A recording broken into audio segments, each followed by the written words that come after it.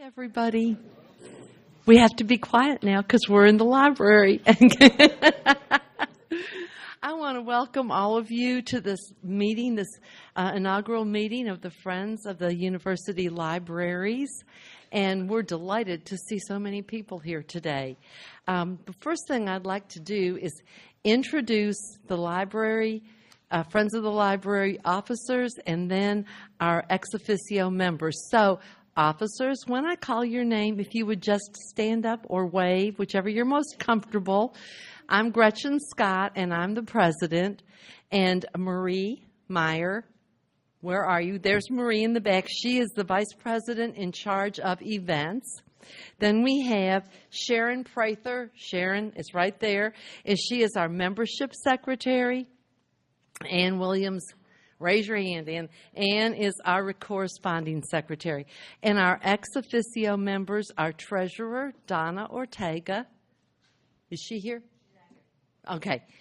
Recording secretary, everybody knows Andy Wilkinson, right up here front and center. Marketing is Kaylee Daniel, somewhere back there. Okay.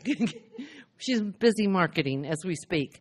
And our ex officio advisor, Janet Nugebauer. There she is all the way in the back. Okay. And then we have our advisors, which is our dean, Dr. Bella Gerlach, and Brad. Where are you, Brad? Brad's in the back. Dr. Brad Davis, who is the development director and another one of our advisors.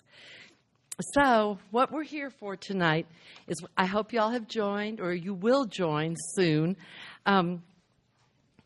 I started out at Texas Tech in 1966 as an animal science major, and I've only been in this library one time, and that was to research a paper, and instead I ended up in the stacks reading 1920s thoroughbred records, like Promising Colt Man of War on the ground here. And so I am here, just like you, to learn about what our library system has to offer to all of us.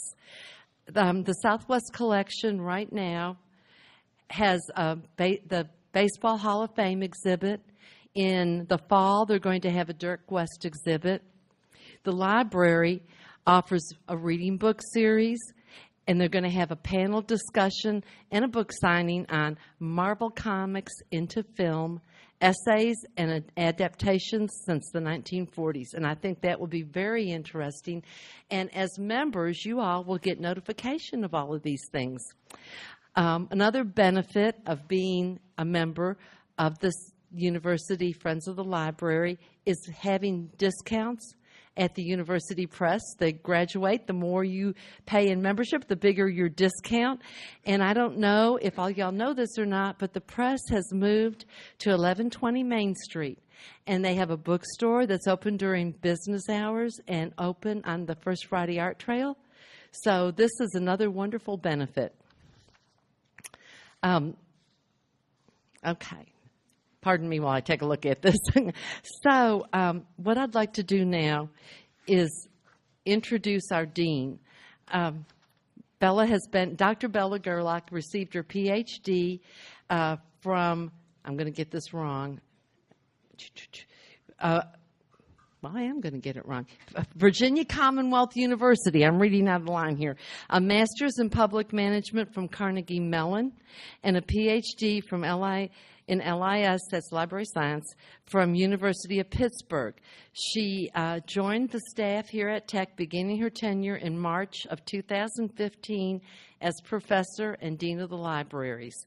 Dr. Gerlach draws on experience of 25 years plus in academic libraries, including administrative appointments at the University of Alaska Fairbanks, where it was cold and now you're hot, and Dominican University, Georgia College and State University, and at Carnegie Mellon University. She is the 2013 recipient of the University of Pittsburgh School of Information Sciences and Professional Achievement Award. And I would like for all of us to welcome our dean, Dr. Gerlach.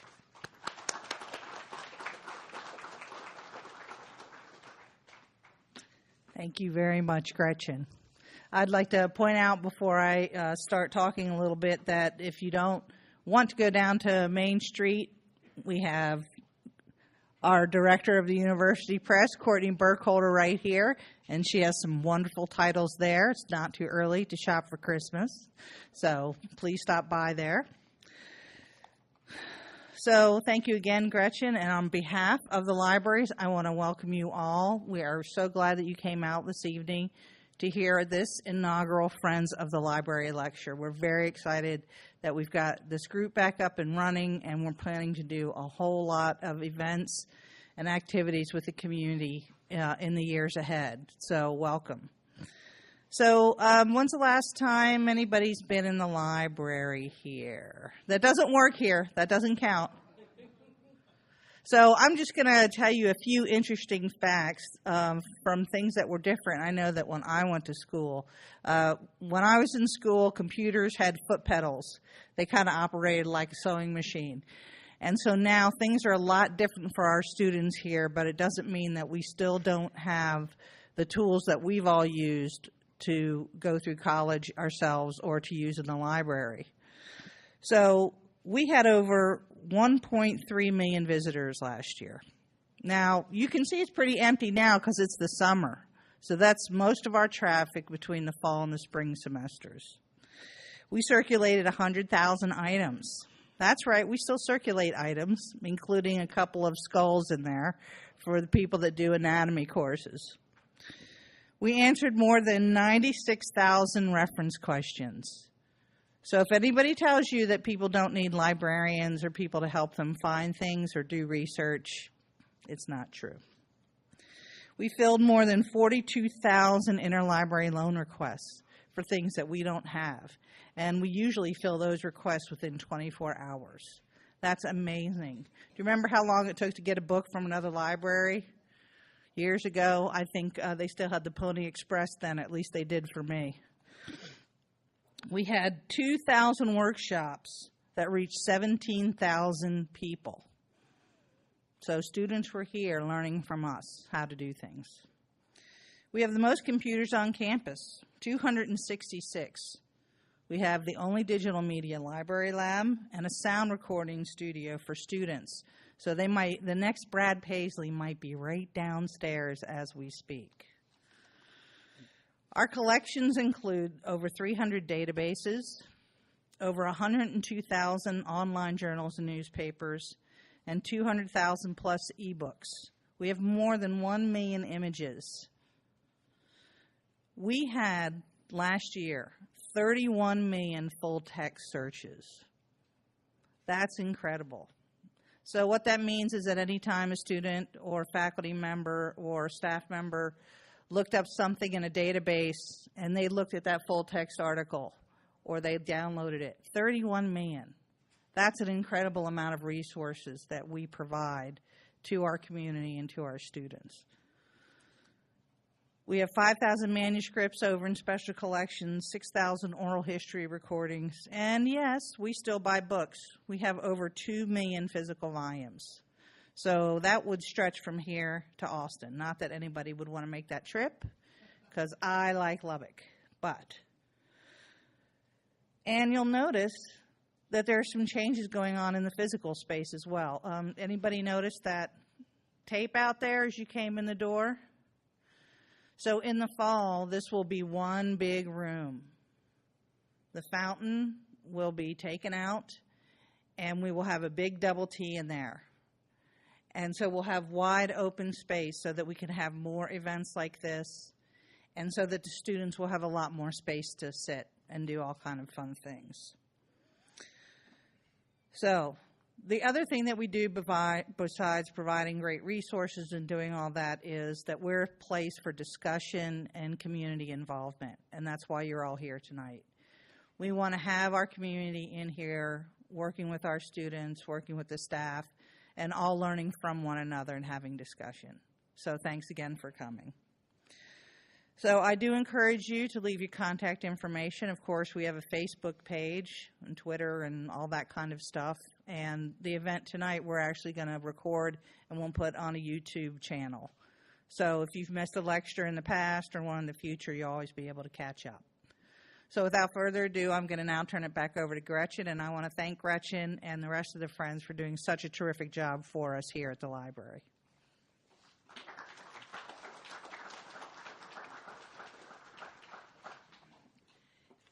Well, we're honored tonight to have Brian Griggs as our speaker. I think the topic is going to be interesting to all of us, and I'm anxious to hear what he has to say.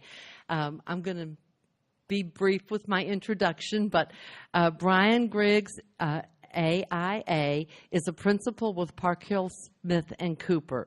Brian is a member of the Society for College and University Planning and serves as an AIA contributor and team chair to the National Architectural Accrediting Board. Brian has been involved in or directly designed facilities and or master planning efforts for 9 separate universities of higher education institutions in Texas and New Mexico. Brian has served either as a team member, project architect, or a project manager for over a dozen projects with the TTU system over the past 10 years. A lot of the new buildings that you see on campus, Brian had a hand in. Since 2009, Brian has been working toward completing research, writing, and architectural drawings for a book on the architectural heritage of Texas Tech University. And when he completes that book, it's going to be published by our own press. So Brian's wife, Jamie, is here sitting with him. He has a son, Will, resides in Amarillo, and we are thrilled to have him here tonight as our speaker. Please welcome Brian Griggs.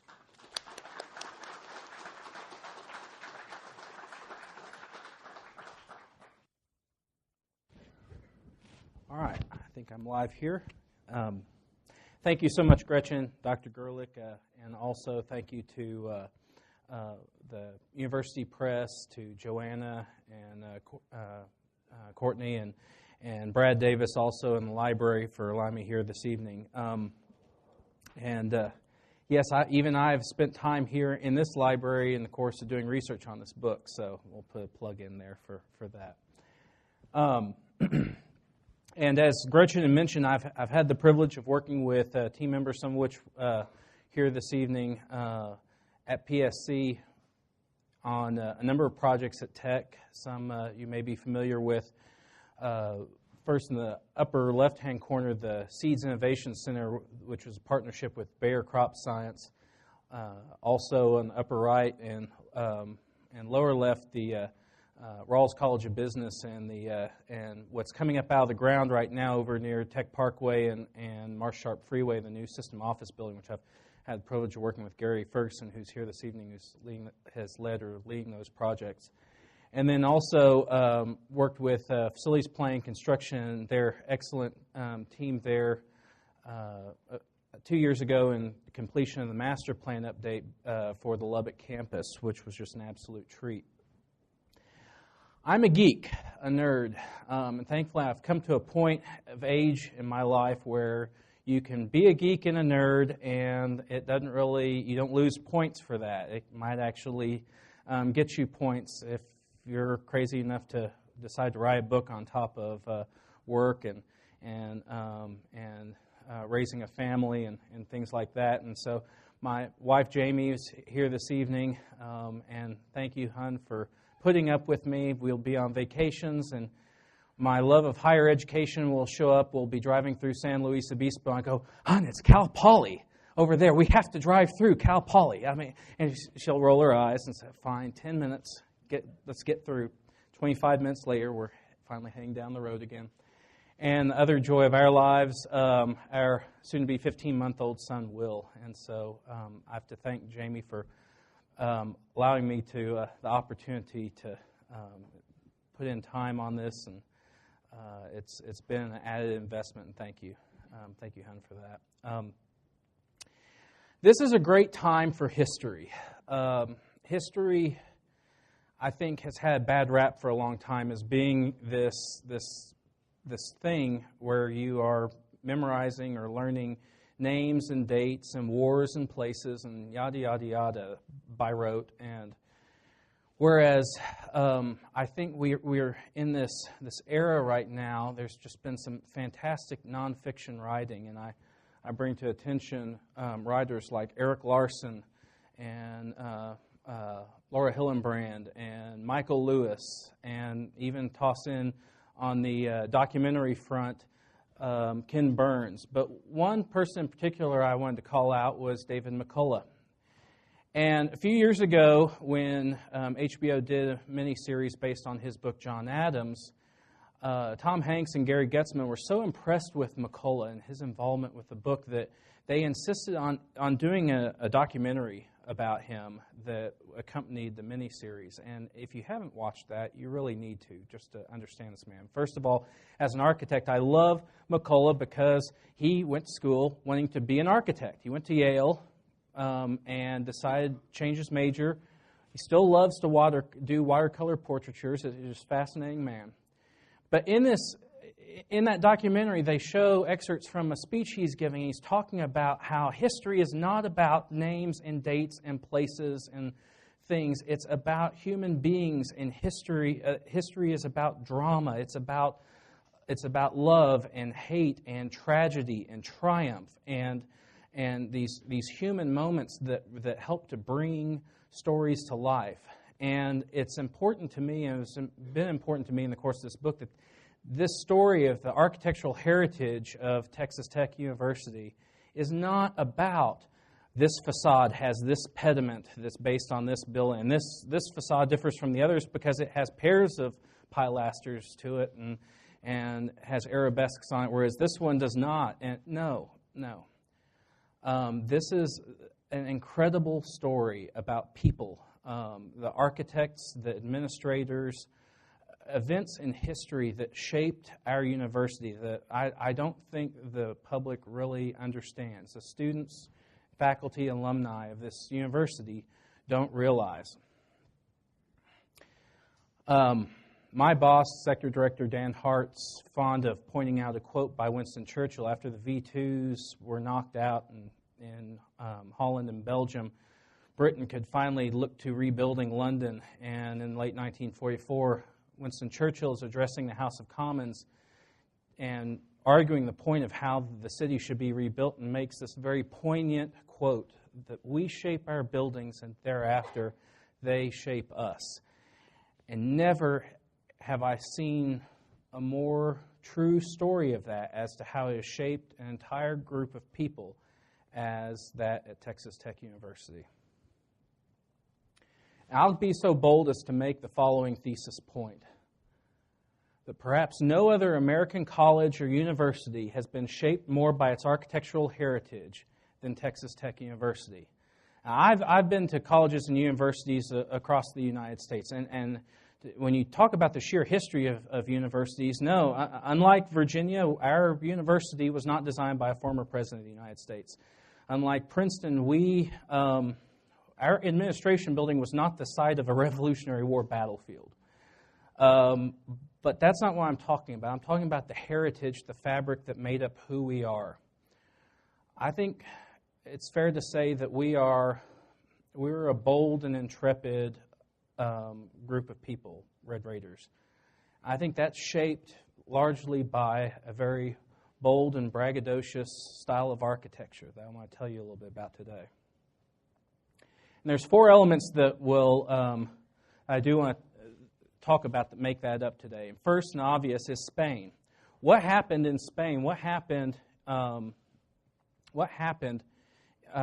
the Spanish Renaissance that brought this style together? The next would be something maybe you wouldn't realize: World's Fairs.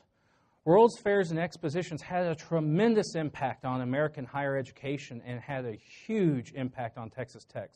One World's Fair in particular.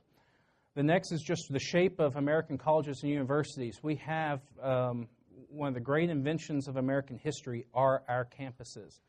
I'll tell you a little bit about that. And then finally, I want to focus on 4 individuals, 2 of which never designed a single building at Tech, but if their actions had not occurred, this campus would be nothing like what it is today. Let's start with Spain. So this story is actually, in the book, has a very clear beginning point. That is Sunday, January 2nd, 1492. That is the day that Muhammad Boabdil, the last Nasrid ruler of an Islamic presence in Spain, surrenders his forces outside Granada to Ferdinand and Isabella. Now, this is very important along with a number of historical factors. You have to understand what's going on in Spain to understand Spanish Renaissance architecture. And there's a lot of elements here that come into play. Europe is a mess in 1492. I think we in the Western Hemisphere just look at 1492 as the dawn of the New World, but Europe's less than a century removed from the Black Plague. The Ottoman Empire is invading Eastern Europe. Constantinople has fallen. There's all these elements that are going on, and despite all of this disaster, European monarchies would rather quibble with each other than actually deal with anything. Whereas in Spain, they're perfecting their own language, as adopted by the royal court in 1492. Columbus is chartered and makes it across to the Caribbean in 1492. They totally revamped their monetary system into a monetary system that actually shapes our system of currency. A new pope is elected, a Spanish pope, which sets in play a whole decade of military warfare in Italy that Spain is involved in, that actually results in bringing artisans back to Spain, which accelerates bringing the Renaissance to that country. And keep in mind that Spain, people in that time period didn't even call Spain, Spain. It was, if you were in the center of Spain, you were Castilian, or north of that, you were Leonese. If you were to the east, you were Aragonese. They didn't think of themselves. So for the time being, I'll just leave us to say that we're talking about Spaniards here today.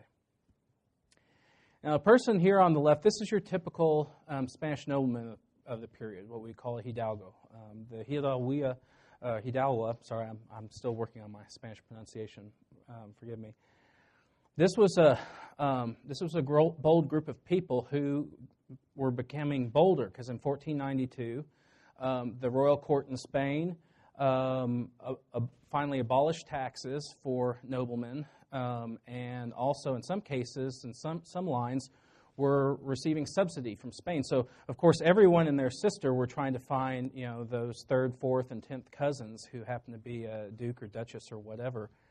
What this meant architecturally was, if you were a nobleman, you emblazoned your coat of arms, your seal on your home, on your building. This is in Salamanca. This is the header over the entry to a famous home, the Casa de la Conchas, the home of the Maldonado family, and their crest is right there. What does this mean to Texas Tech? I'm going down this particular road. Heraldry was very important to the Spaniards. That was a defining characteristic that told people walking down the street, that man is a hidalgo. That's a noble family. That family is represented at royal court. And so if you saw a coat of arms, that was well recognized within Spanish culture. People knew what different coats of arms were. That gives us actually, in a way, a genealogical DNA path with which we can identify heritage on buildings at Texas Tech. Because what architects did during that period is they looked to case studies. They looked to books and writings and publications by authors like Arthur Bine and Andrew Noble Prentice, and adopted those elements into designs of buildings. And so early in my research process, there's a doorway, two doorways at the base of the administration building at Tech. Many of you probably walk through it all the time. I see Jim Brungis in the back. Jim, how many times have you walked through that door right there? So, yes.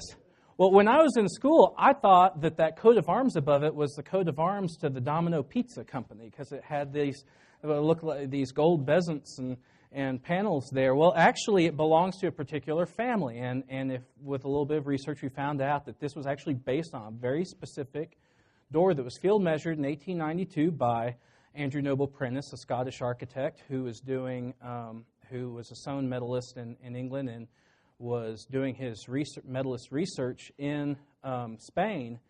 And so just so happens that 3 decades later, William Ward Watkins' design team are needing examples of what to do here at the Centuryway, and they look to this design. And this is part of our heritage. This portal is in a cathedral in a town called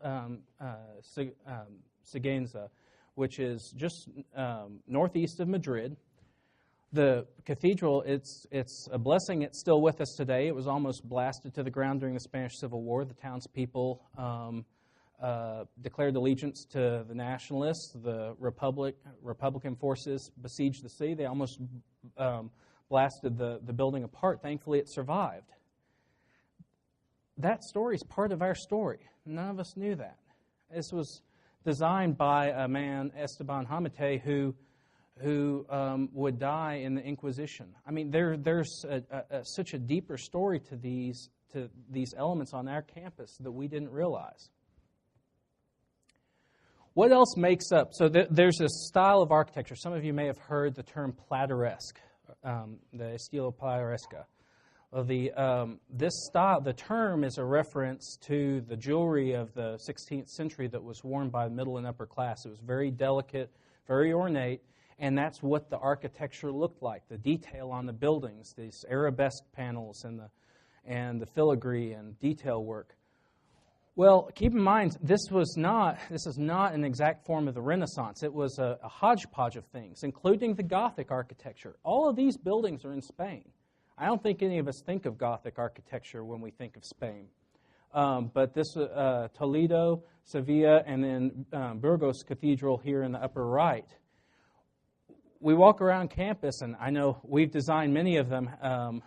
We design buildings on Tech campus. They're lined with finials on the roofs and parapets. Where do you think those finials came from?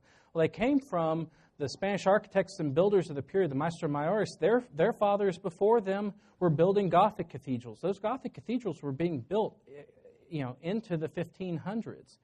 So they were having to take on their father's work, and then here comes this new Renaissance style. These artists are coming in from Italy with new ideas, but I still like to design with this particular drip edge, or I like to put these finials on the building, or I like to use this tracery.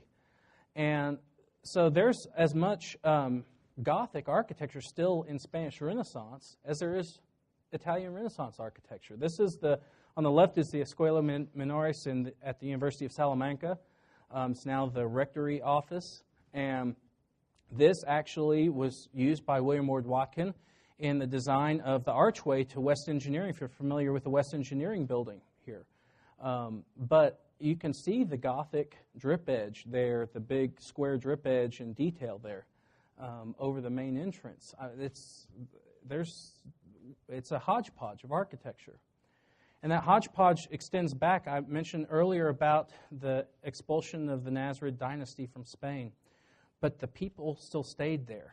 The craftsmen, what were called the mudéjar, these craftsmen excelled in these Islamic styles, highly geometric patterns of polychrome tile, of flooring, of artisanado wood coffered ceilings, of wrought iron, the rejeria of Spain. These pictures are actually from Santa Barbara, California. If any of you have ever been there, one of the great Spanish Revival buildings in the United States is the Santa Barbara City Hall. I highly recommend that you visit that, but these are nonetheless perfect examples of that. There's as much Islamic tradition, 700 plus years of that tradition in Spain that goes into Spanish Renaissance architecture as there is Italian Renaissance. Let's jump over to the American University and the World's Fair. This is the Laguna de las Flores at Balboa Park in San Diego. If any of you have been to Balboa Park, you're going to find out exactly how important it is to Texas Tech here momentarily. One of the greatest inventions in American history is the college campus. We broke free from the Oxbridge model. It's a term based on Oxford and Cambridge. These just this organic growth of buildings that form just hodgepodge quadrangles and all into a master-planned, axial, idyllic campus.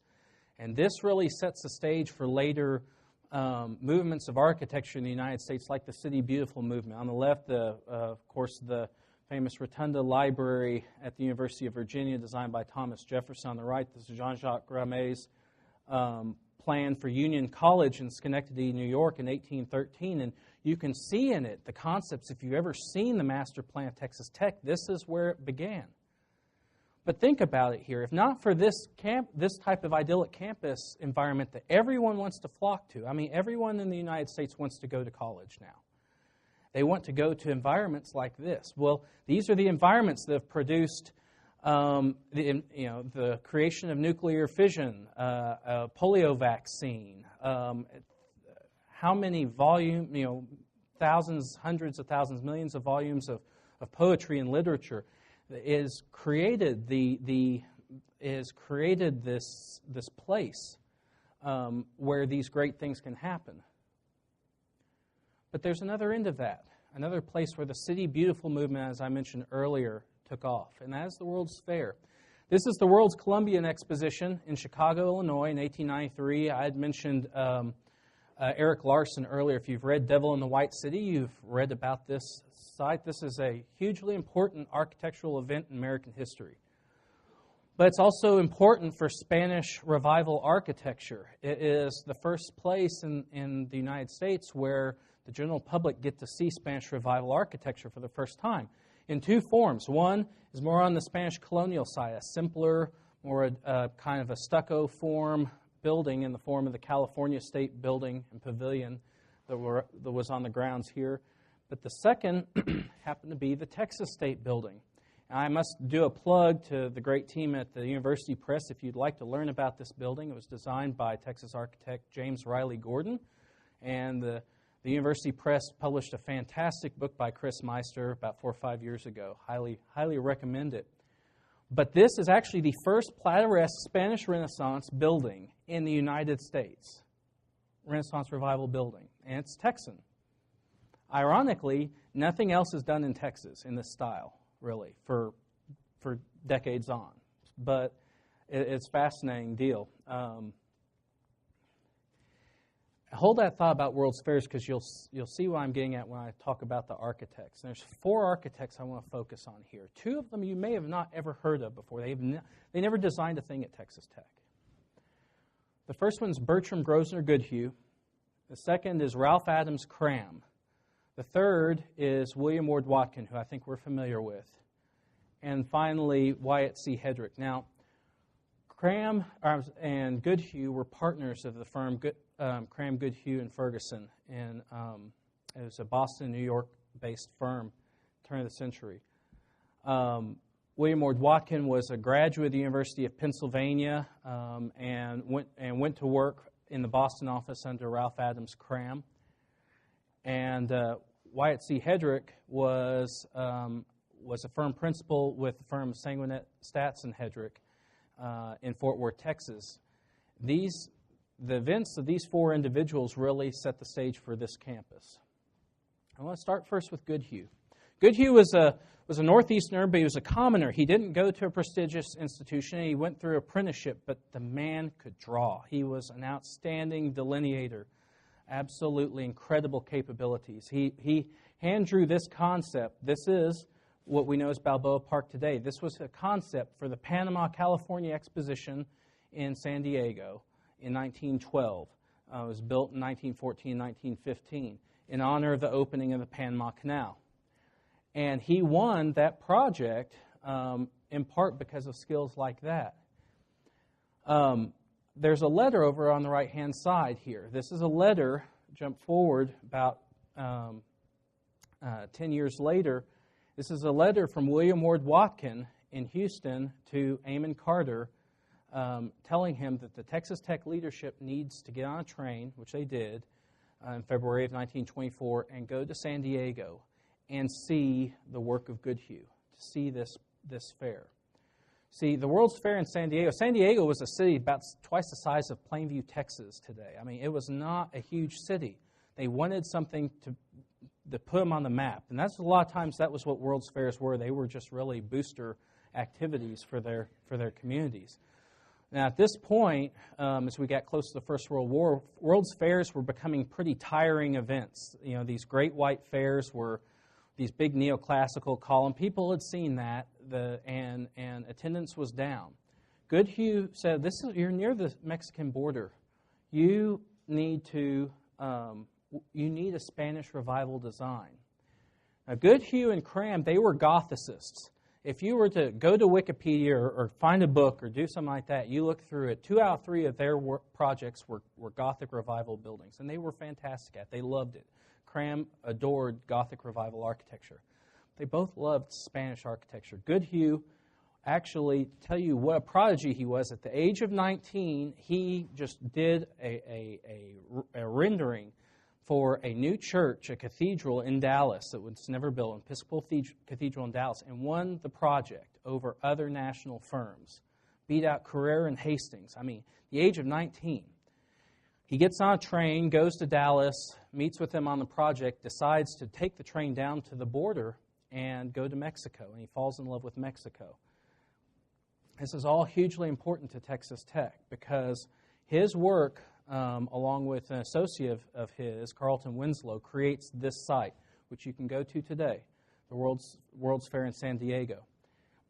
And if you look at the plan, there was a linear axis and this great plaza in the middle, the Plaza de Panama. This picture you see here up in the upper left is actually from the center of the plaza looking east. And then you see over on the right one of the key buildings, the California State Building, what's now the California Museum of Man. This was a beautiful site, and he, Goodhue and Winslow take all of these key elements that they know from historic Spanish architecture to create these forms. And what's really important here, the electricity building and the foreign relations building that you see in the upper left, this is what inspires William Ward Watkin in the massing of our math and science quadrangle. If you look at that today and you think of the chemistry building, and what was the original library was now mathematics and statistics, you can see that there. I want you to look at the California State Building as well, because that is what Watkin actually inspires him in development of a facade that would anchor the north end of what we know as the engineering key, the textile engineering building, which is now, I believe, mechanical engineering. And there's no other building in Mexico or the New World or in Spain that's like this. The building in San Diego is a Churrigueresque building. But Watkin takes that and fashions the elements that create a building that we love on the Tech campus. Now jump to Goodhue's partner in Boston. Goodhue was in New York. Cram was in Boston. Now Cram had won a number of prestigious projects. He had won the design for West Point in New York. He had won the expansion plan for Princeton University. In 1909, he is selected for the design of a new university in Texas, the Rice Institute in Houston, and develops a totally new form of architecture, this combination of Romanesque and Italianate and Byzantine and Syrian and Spanish elements that form an architectural style that is hard to find elsewhere in the United States. Now, Cram, under his staff, he sends a young architect named William Ward Watkin to Houston to supervise the construction of this campus. Watkin, while there, so impresses Rice's new president, Edgar Odell Lovett, that Lovett asks him to stay on and start their new architecture program, which he does. And this is not a bad relationship that forms between him and Cram. Cram continues to be his mentor and Watkin his protege for the next several decades. And that also means that new projects are coming in. As new, larger commissions, as Houston grows, Watkin goes after those projects and partners with Cram, knowing he has a better shot of winning those projects. One of those is a project that emerges in 1921, a new central library for Houston. And this is very important for Texas Tech. This is the Julia Eidson Library in the lower left-hand corner. Now, And this is William Ward Watkin. And Watkin was the local architect on this project. Actually, I'll fall back here and explain this for a second. On the Julia Eidson Library, if any of y'all have been there, it's an absolute treat of a building to go to. Highly encourage you to go. It's the only total, and I say this with utmost respect for Texas Tech, but it's the only Spanish Renaissance building inside and out in the state of Texas. Inside has artisanado ceilings. It is absolutely a treat there to see. The funny thing is, if you were to paint the mullions just a kind of a canary yellow color, you could take the building out of downtown Houston and drop it on Tech campus, and no one would know any better. The brick matches, the stone matches, everything. Now, it's important to know that this project was completed actually after Texas Tech was completed. They were fundraising. And so this actually gave Watkin ideas to bring a Spanish style to Texas Tech that he would have otherwise not chosen. And so in 1924, Watkin and architect Wyatt Hedrick, as the architect of record, and engineer L.W. Robert of Atlanta, Georgia, who specializes in textile engineering, form a team and develop the design for Texas Technological College in Lubbock. And this is the master plan. Texas Tech doesn't have a copy of this plan, I hate to say. The only copy resides at Rice, because that's where Watkin's archives are at. We've just unfortunately misplaced it over the years. You can see a lot of the heritage, not only of the World's Fair in San Diego. Goodhue had developed a alternate plan for the Rice Institute. A lot of those ideas come into play into this building. Now, and I think I jumped the slides here. This is the Julia Eidson Library today, so you can see what, you look at that and you're like, that looks like Texas Tech. It's an absolute beautiful building there just near City Hall. Now, some of you may be saying, okay, this is all revivalist architecture. All they did was they took elements from Spain and they just slapped them on buildings in the 1920s. And that's all well and good, and they're pretty buildings, but how is that really great design? And I want to challenge that point. These architects, like William Ward Watkin, really created some unique design solutions and things in the buildings. Yes, there were things that they drew from buildings in Spain. On the left-hand side, this is the Torre del Alminar. This is what was a minaret, the former mosque and present-day cathedral in Cordoba, Spain, in the south of Spain, Andalusia. And in 1593, it was converted into a bell tower for the cathedral. And if you put your thumb over the statue of San Rafael up top, you can see where the inspiration came from. Yes, there were things like that, revivalist things like that, but there was some really creative thought. If you look at the detail to the buildings and some of the elements, that really creative things. And here's one example, because there's not enough time here today. This is the Louvre. Many of you probably recognize if you park in the parking lot there west of Chemistry Building. This is the Louvre on the west facade of the Chemistry Building. Now, it's a very beautiful Louvre, most beautiful Louvre I've ever seen. I mean, the ornate stone detailing. But you notice that little grill work in the middle, that little squiggle, two squiggles and all? Does anyone know what that is? You know why Watkin put that there? It's a warning sign, actually. This was in the original building the main exhaust louver for any toxic gas ventilation coming out of the labs. That doesn't make any sense to us anymore, but 6, 8, 10 years after the Great War, everyone recognized that symbol after the chemical warfare that happening in Europe. That is the logo of the U.S. Army Chemical Corps that was done out of wrought iron. And these are the little details. There's tons of them across the Tech campus. I hate to say I don't have time to go through them today, but that's just one example of the kind of details they built into the facade. In this case, it's 2 gold retorts and a benzene ring there that form the symbol of the Army Chemical Corps. And finally, I want to talk about Wyatt Hedrick. Now, Wyatt Hedrick was not a designer like Cram or Goodhue or Watkin. he was very much a great manager and a great marketer.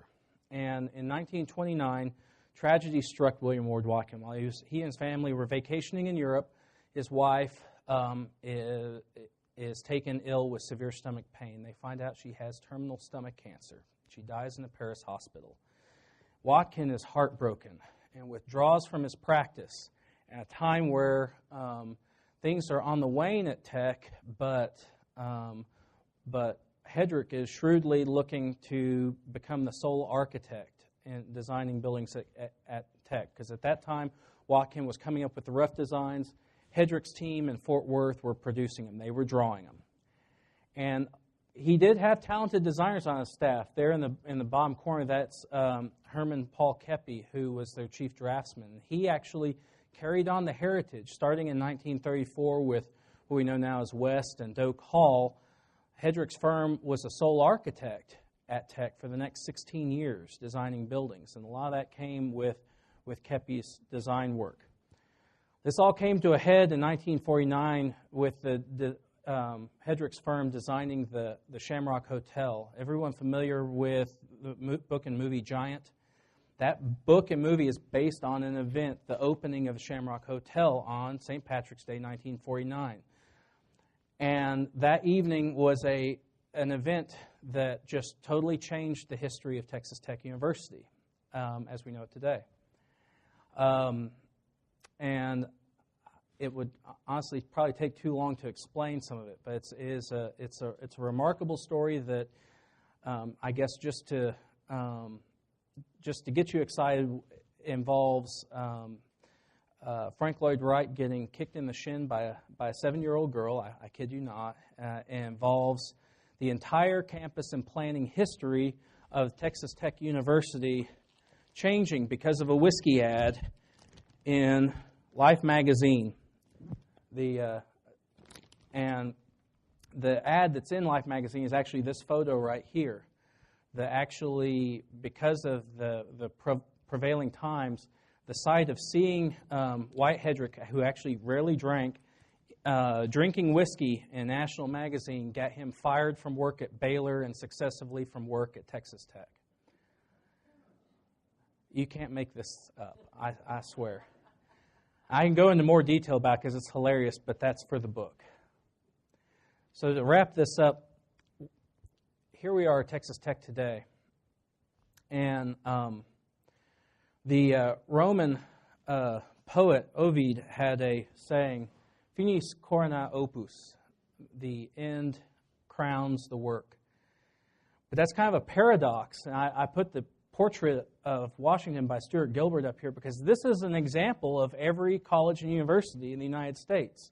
We're unfinished work that everyone still looks to as a great work. And that's Texas Tech's story. What that means in the present day sense is, here was the original master plan for Texas Tech.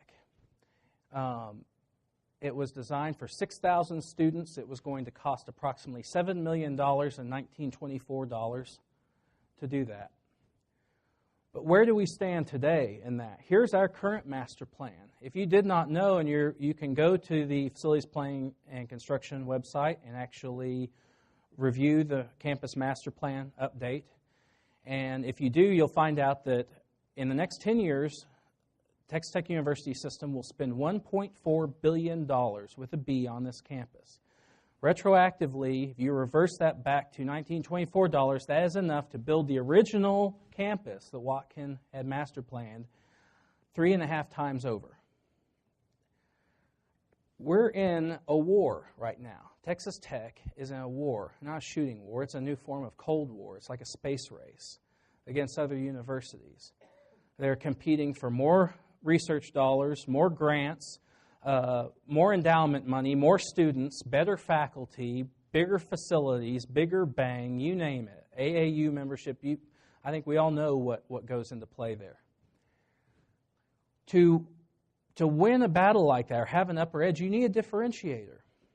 And for years, I think people have constantly talked about Texas Tech and the great heritage that we have, the traditions that we have, the victory bells, the masked rider, so many things. Well, that's those are great traditions. We all know about that. But so few people know about our architecture.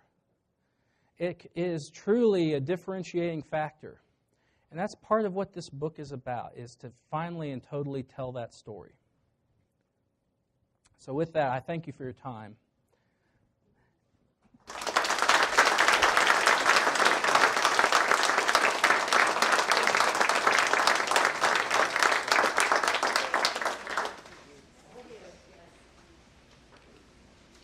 Thank you so much for your talk. And here is something that we thought that you might like. Oh, key monuments of the history of architecture. Yeah. Thank you very much. You're very All welcome. right. You're very welcome. Thank you. Thank you so much. Thank you. Thank you.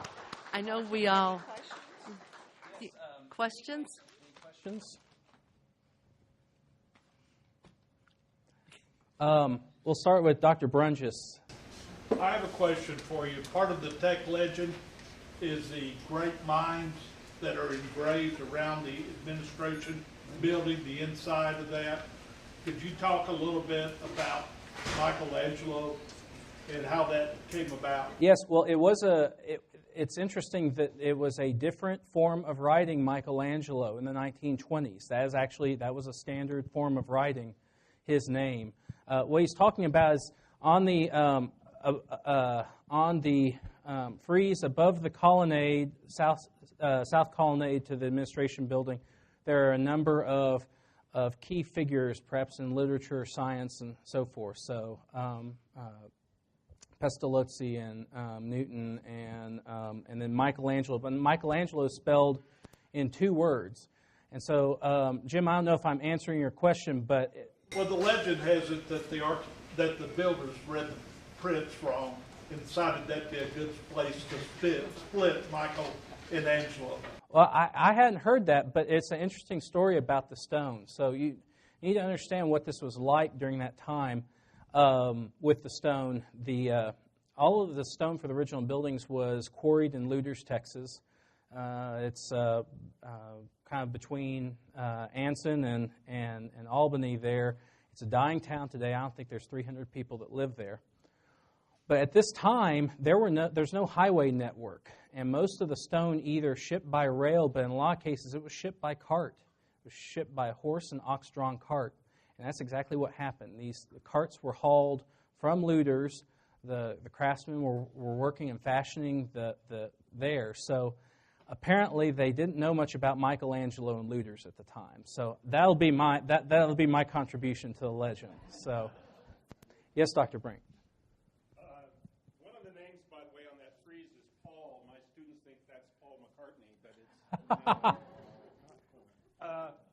My question has to do with the role or the relationship between Watkin and Paul Horn. Watkin, one of the reasons I think that even starting in about 1927, 1928,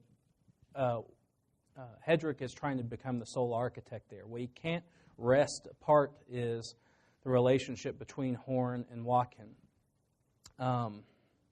Watkin he comes from a devout Episcopalian family from Pennsylvania, and Horn is a Sunday school teacher at First United Methodist here in Lubbock, and the two just connect and click immediately. And so it becomes a lot of the information in the book comes in large part due to wonderful correspondence that exists today in the Southwest Collection and also at the Woodson Research Center at the Fondren Library at Rice, where the two are conversing back. Horn advises as to what he thinks should be engraved on buildings, or what this should be, or what this bust should be. And then also, going back to the heritage point of the campus, remember, our school colors and our original mascot, the Matador, came about because the wife of Coach Ewing Freeland, they get off the train in the summer of 1925. They see the construction completing on the Tech campus, and his wife, Bobby Freeland, says they should make the mascot the Matador. and all. And that heritage there extends to the seal. And it was actually Paul Horn who had asked Watkin to design the seal. The seal of Texas Tech University was designed by an architect. It was designed by William Ward Watkin. There was just a few minor changes to that. So they had maintained a close relationship until Watkin withdrew from practice in the latter half of 1929. But yes, that was a huge part of this. Yes, ma'am. You've talked about the heritage, and of course, campus is beautiful. This building is the only one that is atypical of that architecture. Can you tell us a little bit about the architecture of this building? Yes, I will. So here's a funny little thing here. As an AIA member, I'm also a member of the Texas Society of Architects.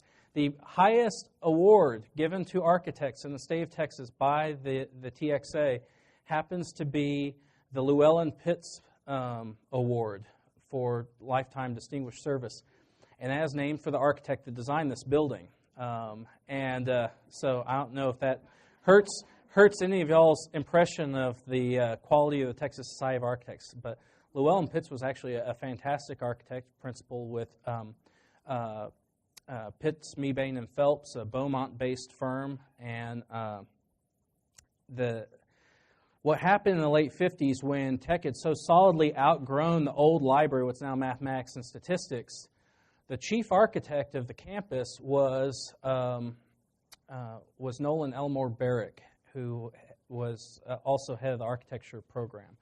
And Barrick is very important to this whole story, in large part because he happened to be William Ward Watkins' son-in-law, a former employee of William Ward Watkins and a former student of William Ward Watkins at Rice. So he knew Watkin better than just about anyone. And at this time, the cost of construction was escalating rapidly in the United States. And likewise, the quality of craftsmanship was going down. And they looked at the size and scale of what this building was. If I recall, the program was a building with a capacity of holding close to 1 million volumes. And that was either going to require a very long building where people would have to walk a half mile through the stacks to get there, or a more compact plan. Now keep in mind, the original library was only half of what this was. There was an addition in the 1970s here to the west end of the library, executed by the same firm. And there were those who said, well, it should still be Spanish Renaissance to match the rest of the campus. Well, I'll go ahead and tell you, there isn't a building in Spain. There isn't a 6-story Spanish Renaissance building in Spain. There is a 4 or 5-story building, I think, in Salamanca. I hate to say it's not very pretty. And so this is where I think modernism had to take its course. Llewellyn Pitts was very much a fan of solar tile. He had just completed an award-winning bank in central Beaumont, you can go see, that has a solar tile system much like the in between the colonnades here. He was about to design the new embassy in Mexico City based on similar ideas. And so his idea was to go ahead and carry the arch concept of the colonnade as the superlative form, the superlative symbol of this building. And that was going to be the element. And then carry in colors however they could be carried. And that's where the red clay tile comes into the solar tile on this building. Now, the big thing you need to understand that where Nolan Barrick should be thanked immensely is we came this close. 1959 was when this happened. 1959 is a pivotal year in Texas Tech history. Came this close to this building being in the middle of Memorial Circle. I'm not kidding. Imagine that. I want you to take a moment and think about what would have happened if what we would think today. And it came down to a battle between the longtime editor-in-chief of the Avalanche Journal, Charles A. Guy, and Nolan Barrick in a meeting that really culminated in Barrick finally just throwing paper down on the table and say, well, where would you like this to go, Mr. Guy? And thankfully, Mr. Barrick had his way. Mr. Barrick, I think people decry a lot of the modernist architecture that was built here starting in the late 50s into in the mid-'70s, but at least up until when Mr. Barrick stepped down from his role as university architect and head of the campus planning committee in the mid-'60s, he saved this institution from being overrun by streets that the city of Lubbock wanted to grid through the campus with, by trying to impose policies regarding parking and things like that. I mean, it was really some huge factors, but he had to work within the budget he had, and you could not afford, in a time when tech was rapidly expanding. Tech grew by 10,000 students in a decade, 1960 and 1970. They just did not have the budget to continue Spanish Renaissance architecture, and it wasn't popular anymore. It wasn't popular anywhere. So I hope that answers your question. Yes, ma'am. Was Barrick responsible for the no longer standing English building? Yes, she's talking about the office and classroom building, or classroom and office building there. That was approved under his watch, and that was probably the one where finally all of the nuances, other than brick, were cast off. I think what they limited the red clay tile to, they put mosaic tile on the side of the building. If you were to read stories at the time, it was hailed as a great building. I remember Chancellor Hance when they opened the Rawls College of Business, because that was where the Division of Commerce moved into shortly after it was built. And he said, "I'm glad we got rid of that building. That was the ugliest building in the history of this university." So that's going in the book, actually. So, I mean, it was not a loved building. And if you look at a lot of campuses, a lot of modernist buildings were not being created. I mean, there were a lot of things in the modernist era that drove this. The National Higher Education Act totally changed this campus and campuses across the United States. Why do major universities have high-rises? Why does Tech have high? We have over 1,800 acres of space. We don't need high-rises, but that's, if you look at what was built in the 60s and into early 70s with the architecture and human sciences buildings, and that was because that's because the Department of Education and part of it escaped me, the federal division there that was issuing grants to colleges and universities to fund universities in their expansion as a result of LBJ's Higher Education Act in 1964. These were all Northeastern reviewers that lived and worked in high-density campuses like Boston University or things like that, and they so everyone knew that they needed to submit proposals for high-rises, high-density high-rises. That's why we have the Wiggins complex. That's why we have the biology tower and the architecture building and things like that. Yes, sir. What kind of architectural term could you bestow upon the new USA? The United Supermarkets arena? I think it's one of the first that actually returned back to trying to apply Spanish Renaissance design principles back onto the Tech campus. It was one of the first. Tech was in a malaise in the 1980s and 90s. I say this not with any disrespect of anyone who worked at the university during that time period, but there were a lot of factors. Enrollment was stagnant, and that had impacts on higher education funding from the state FEEF funds. But finally, Tech, when projects like the International Cultural Center, followed by the United Supermarkets Arena and Carpenter Wells housing, things like that took off, Tech, the regents had just, we had gone into the new system, the new master plan had been adopted.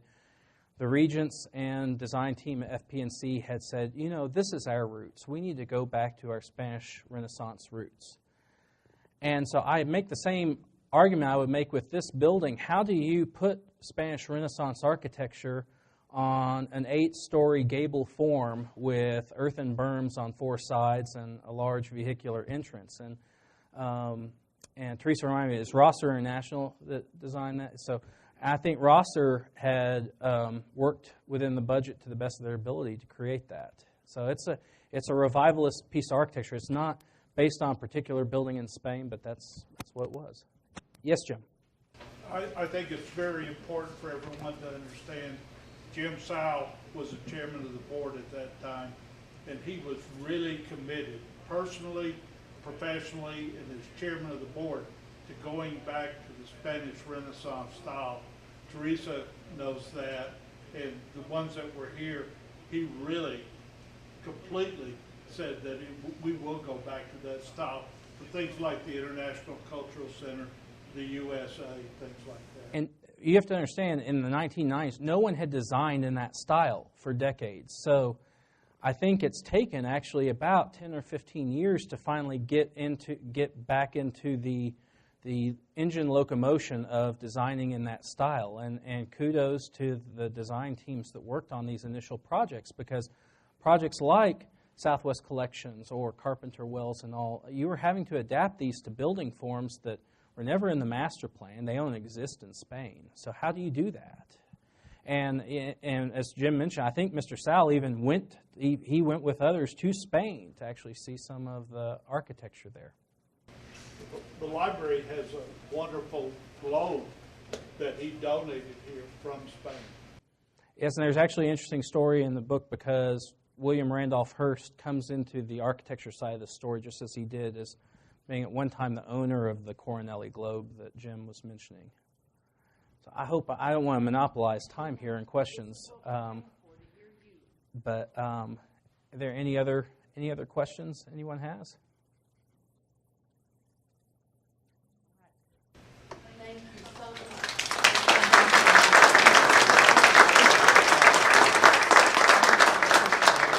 Okay, y'all, so here's the deal. If you want to come to more programs like this, you need to join the Friends of the Library group. And if you haven't joined yet, you may join as you leave today. Also, we have offered tours of the Southwest Collection ground floor and of this library's ground floor for those of us who need a refresher course. Did I mention that we are going to revive our Friends of the our Literary Lubbock event? It's going to be November the 10th, and soon y'all will be getting a save the date card. But let's see, if you want to go on a tour of the Southwest Collection, you go with these fine people over here. If you want to take a tour of the ground floor of the library, you go with Laura Hines. That'll be, all right. You're going to do both. Okay. Okay. And if they want to do one or the other, they may, right? Okay. So if you want tours, here's the people to go to. I want to thank everyone who worked so hard on this event, all of Dr. Gerlach's staff and all of the Friends of the Library Board of Directors. And so I hope you all enjoyed this, and I hope you all will join so you can come to more events like this. Thank you so much.